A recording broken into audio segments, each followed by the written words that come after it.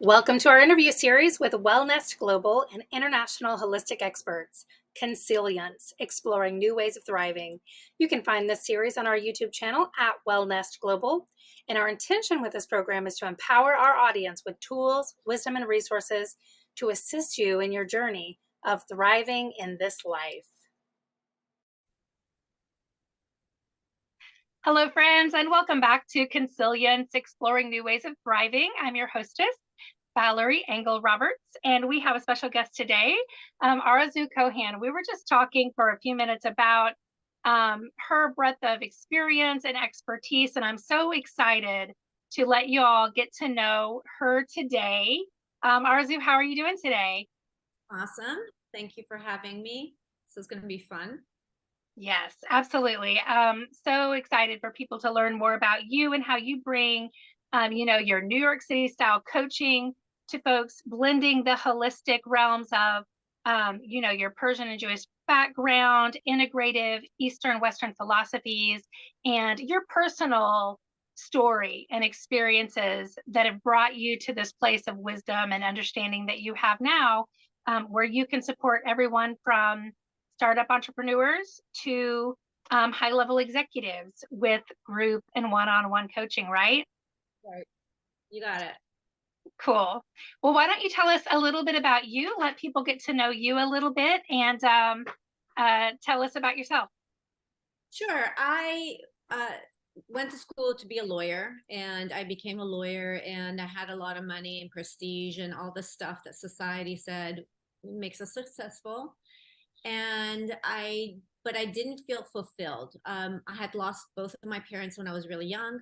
And so for me, I felt like I needed to have something with more depth. Like I needed to have meaning in my life. So it wasn't just the money. And also I was burning out. I just felt like I was owned basically at the firm. And so I took a sabbatical to figure out who I am and what I want, and started just doing my self-discovery and getting more and more into Eastern philosophy and Krishnamurti and all those things, and just trying to find answers. And eventually I went into coaching because I realized that's like breathing air for me. Like that's what I was born to do, and it felt like a calling.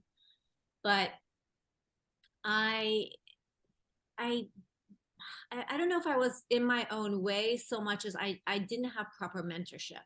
I didn't have proper mentorship. I didn't have all the pieces of the puzzle in one place. I didn't have the business strategy.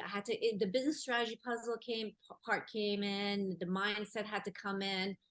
The soul alignment had to definitely be there before I could gain traction, and also the embodiment. I wasn't aware that I was holding, and a lot of people hold a lot of unresolved trauma and emotions in their body.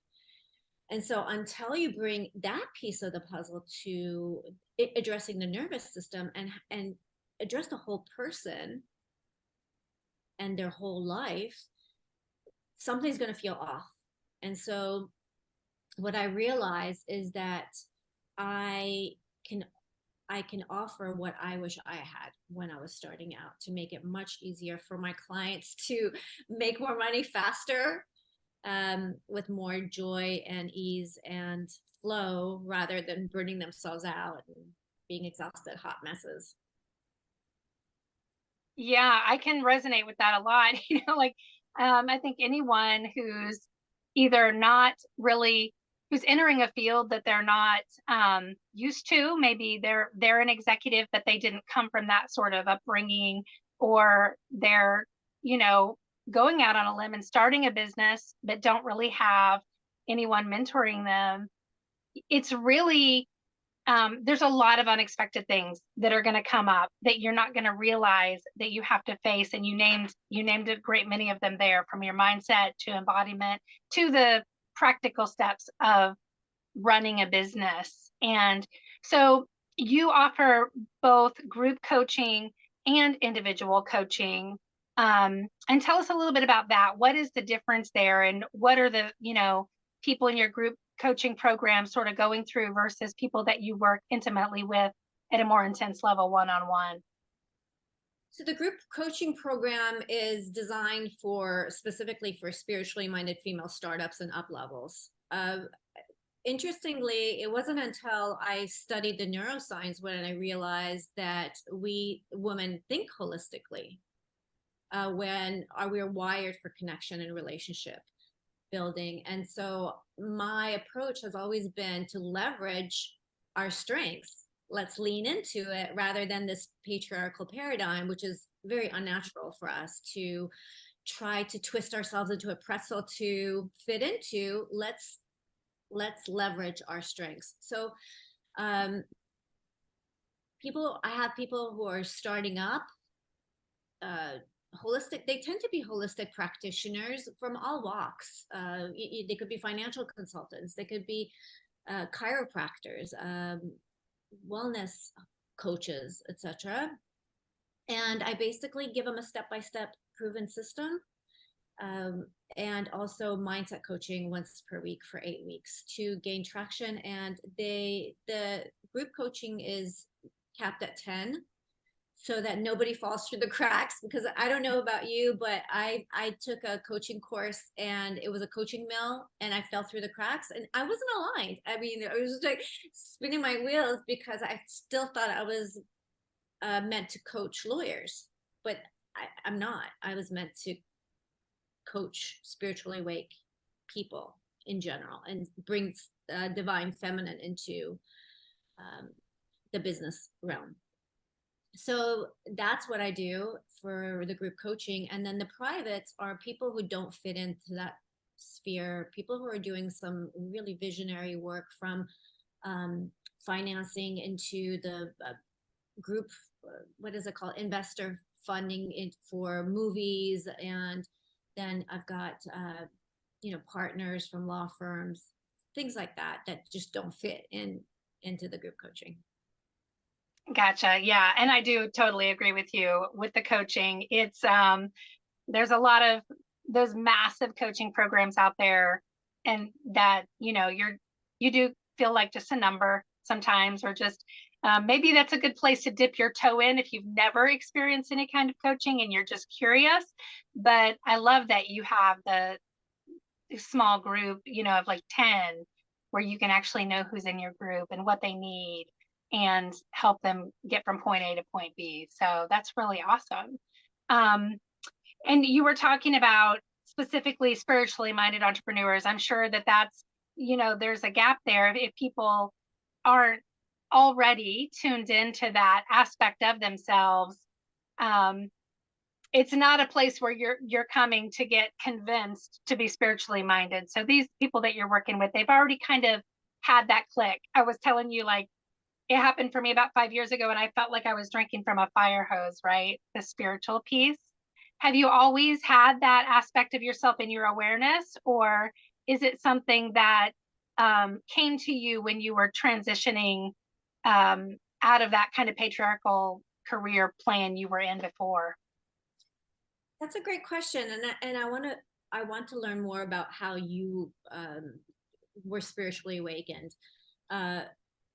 My experience was right before 9/11, and that's when I decided to take a sabbatical, because it was interesting, because 9/11 just sealed the deal for me. Like, life is short. I had this feeling like life is short because I lost so many people when I was really young, and that was really tragic for me. It really defined the trajectory of my life. Like, I was so impatient because I was like, life is short, and I've got to do this. In a way, it made me take risks where other people might not have, but in a way, it was reckless in some regards.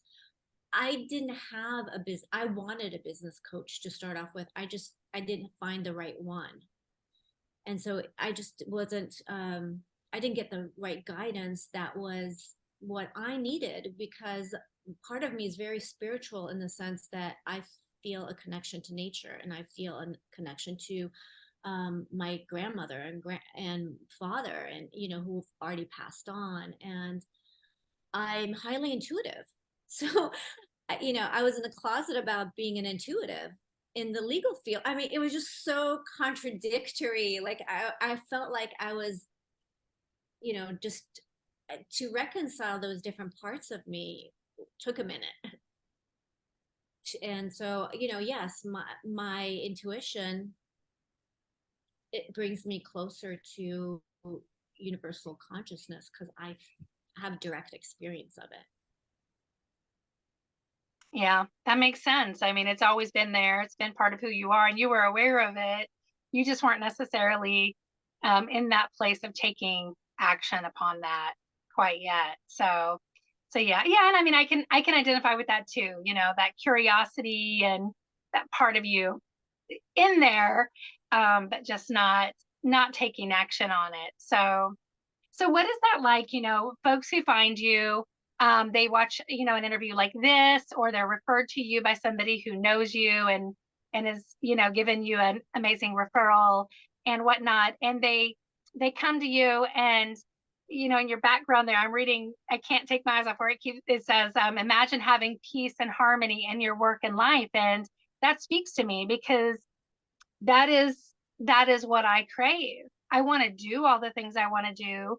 I want to have all of the experiences and um, engagements and all that kind of thing that I want to have. But at the heart of all of that, I want it to be harmonious and peaceful.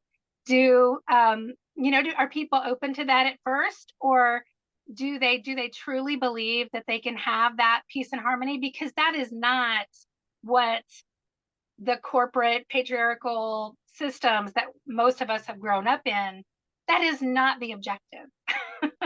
Peace and harmony. It's achievement and success and competition and all of those kinds of things. Yes, I think you're spot on, but that is a product of competition, of seeing your life and business separately, a separation kind of a paradigm. And especially with COVID, and especially with so many of us working from home, we're seeing that it's all integrated, right? I mean, work affects business, business affects life, life affects, we're seeing it. And we're also seeing how our mental health and our physical health matters, our relationships and our family time matters. So I think, especially my clientele is very open to it and they want it. I think subconsciously, a lot of us don't feel deserving of it. Like, who am I to have it all? Who am I, but who are you not to? It's, you have one life. Why not have it be beautiful and harmonious? And why not have financial, freedom and have material success, which I want for me and for you and for everybody, and also have the internal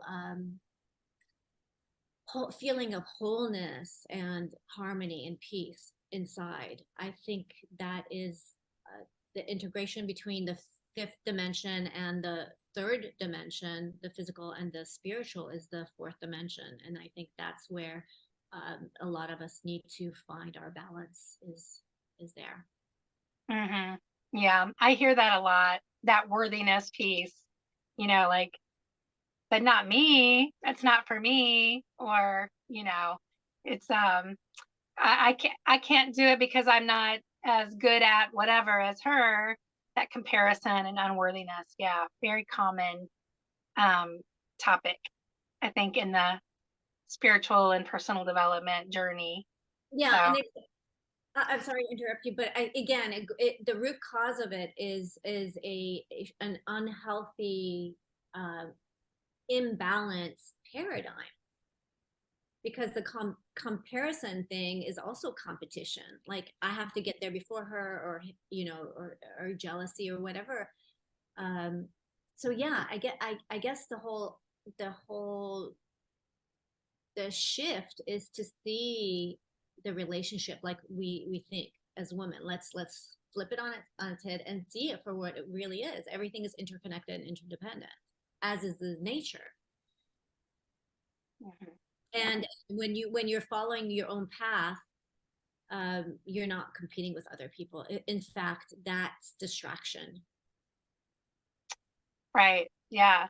What would you say to somebody who's has that hang up about, being successful and or being wealthy, that has that conflict that they're like, well, I can't, if I'm successful or I'm wealthy, then I'm not spiritual. I can't be both, because spiritual means suffering or spiritual means minimalism. Does that come up in your conversations? Is that a topic that you um, have had to approach?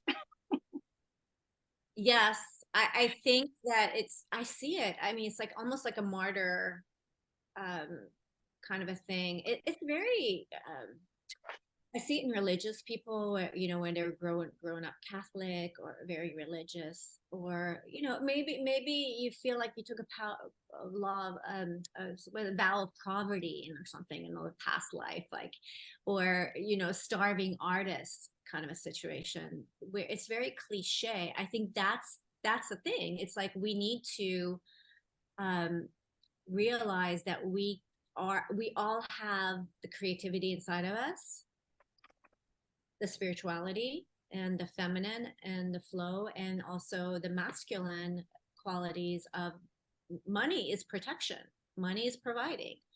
um, we can't, under Maslow's hierarchy of needs, the physical has to be met, like food, shelter, warm clothing, etc. That is, um, money provides that, and so that needs to occur, and then the emotional feeling of belonging, emotional needs being met, and then you go up the ladder to self-actualization. So you can't approach it top down. Mhm. You have to approach it top up, and bottom up, because each layer has to be, it's like a cake or something. It's like you have to put down the foundation. Mhm. You can't just run a hobby business if it's not making money. It's not a business. And so you Mhm. need a strong foundation for how to monetize your genius. And I think I had a law degree, I had a business degree, I had a coaching certification, and I didn't know how to run a business. I mean, you could be like really gifted at what you do and not know the practical steps. Yeah. Yeah. No, I think that's very well said. You said that perfectly. Um, Nice examples there with Maslow, and then also the practical piece of it. Because I hear that a lot from people, in just different networking groups and things like that. It's like this conflict of, oh no, but if I make a lot of money though, then people will think I'm not a good person or I'm not a spiritual person. And I see it from sort of a feminine perspective that, well, the feminine is the creative. We are creating, and money is a form of energy, and it is part of that abundance creation, and it's just natural. So why would you cut yourself off from that? Why would you pinch that off, when it's natural part of your essence and your flow? But I love how you spoke to that. So thank you for that. Yeah, Um, I'd like to add, this is a really good, this is a really great conversation. I see also is with women. Are your podcast members usually women? Who's your audience? Are they mostly women? yes, the majority, it's about 60% women. So women and sensitive men, they've been told that to be a good person you have to be a giver, etc.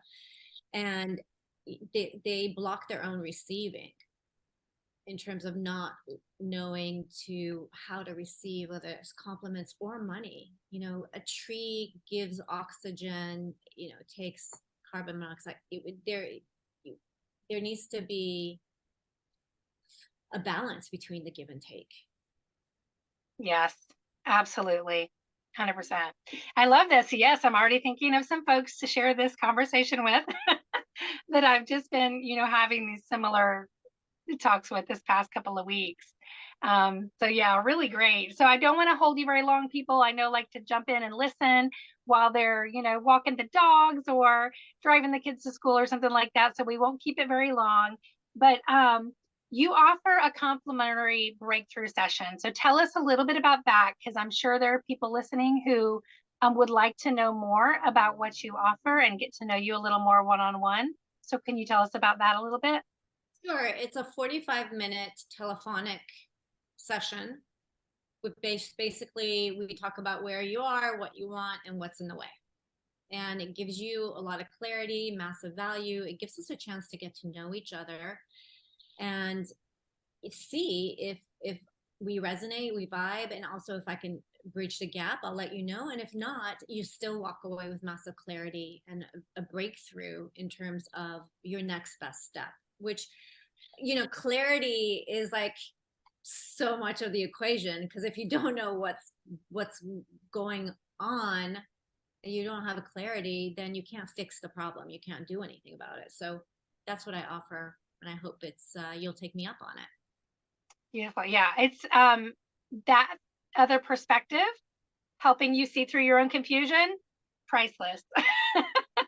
Priceless. So yeah, take Arezou up on that, and we will have her contact information in the description of the YouTube video. So just save that. Make sure you're subscribed so you can always come back and find us and know when we're bringing you some new wonderful experts. But find her website down in there in the description so that you can book that complimentary breakthrough session. And then learn more about the coaching if it's a fit, and or the one-on-one if that's more of a fit, you know, for you individually.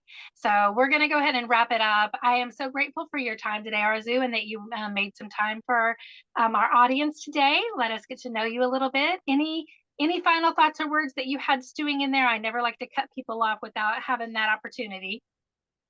No, I feel like I'm pretty complete. I just want to leave you with the thought that you know, it's so much of it has to do with self-love and self-care. Do you care enough about yourself to give yourself the best life? Do you love and care about yourself enough not to want to limit your growth? And that involves honesty with yourself, loving honesty, and also action. So we need both. It's a process. Yeah. Wonderful. Thank you so much. We will see you all back here next time. Make sure you check out the description for the link so that you can book your call with Arezou. And we hope you have a wonderful week. Bye-bye, everyone.